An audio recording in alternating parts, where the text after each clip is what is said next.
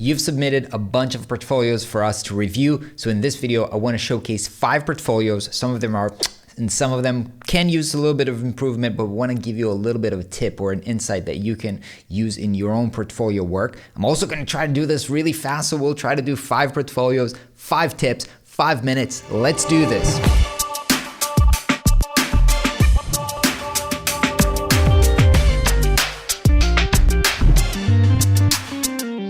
All right, let's dive into the first portfolio. This one is Cris.design, and let me just scroll through this really fast so you can see what's going on here.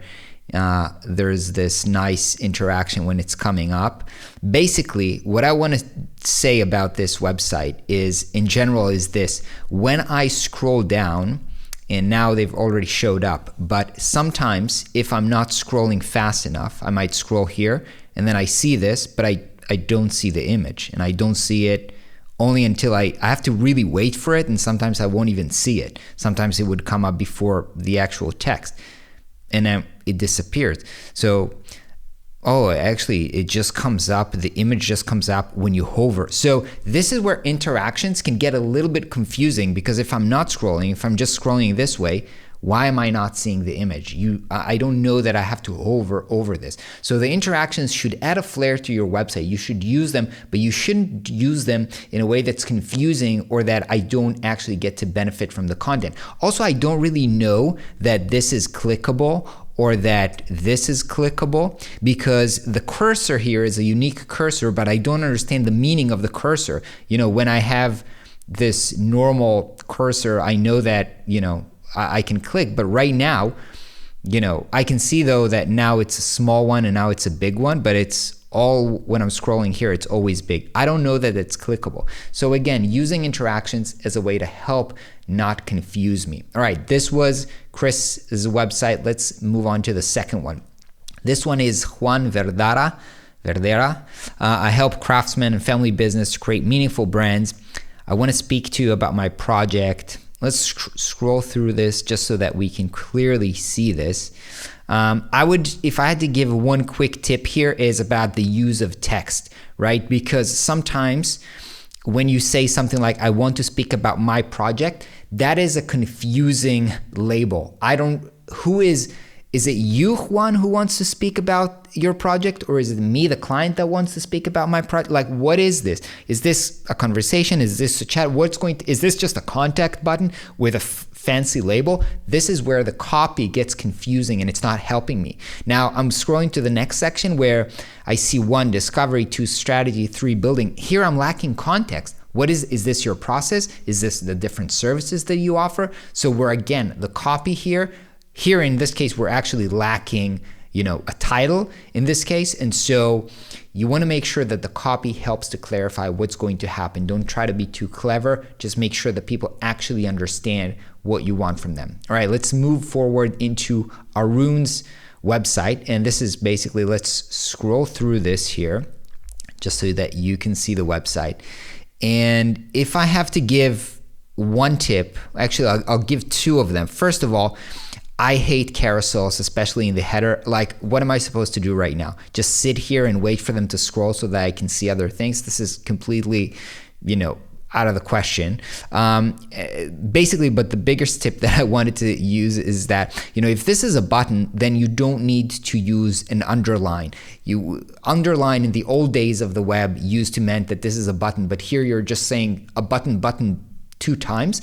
And then in other places, you're also using underline, but this time it's not a button. So now you've confused me. Is underlying means that this is a button, or underline is just a decoration for the text? You want to be consistent in how you communicate what is clickable and what is not clickable. And again, I think you can just get rid of the underline here, because this isn't a rectangular. It's pretty obvious that this is a button. All right, moving on to the next website. This is for Martin.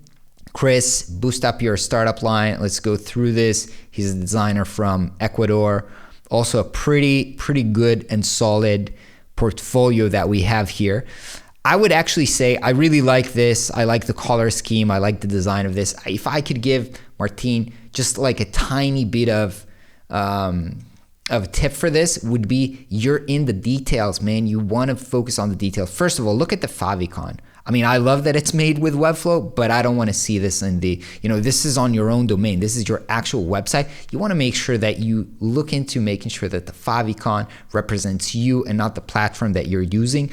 Also, in terms of the details, I mean, this website is greatly designed, but then I feel like the photo is a little bit of a generic photo. It isn't like super professional. I'm looking at this with a Retina display. It's a little bit pixelated. You could have gone the extra mile with a professional photo, like high definition, like really nicely. You could have gone ahead and add some, something in the screens here. There's no use for me just to see plain mockup. So I think, Martin, really great and nice website, but you want to be in the details. Don't finish it. It looks like you gave up at like 85%, and I want you to take this to 100. All right, the last one, let's try to fit it into a 5-minute. This is Charlie Osborne's website. I just want to see the actual loading side. This is a fantastic website, and he's actually in the loading of the website. He's giving question number 9, what space do you occupy? And he's actually giving the clients questions to think about while the website is loading. I find this just brilliant. Well done, Charlie.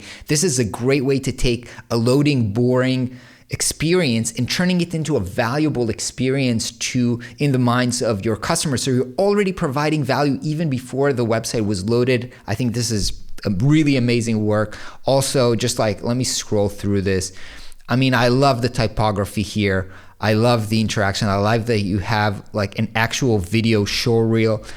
I actually think perhaps you don't need to click. Maybe just have it play, because it plays in the background, then I have to click, and then it takes time to load. So I would actually just play this. But I mean, what fantastic use of big, bold typography with nice kind of mock-ups. Very nice. I mean, testimonials, everything just looks so fantastic.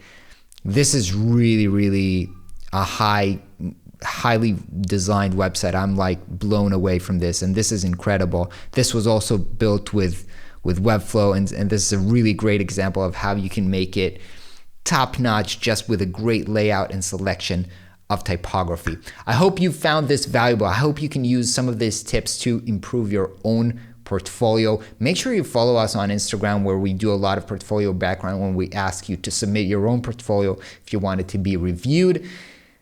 That's all for today, folks. Make sure you like this video. Make sure you're subscribed for more design and freelancing videos, and we'll see you on the next video. Bye-bye.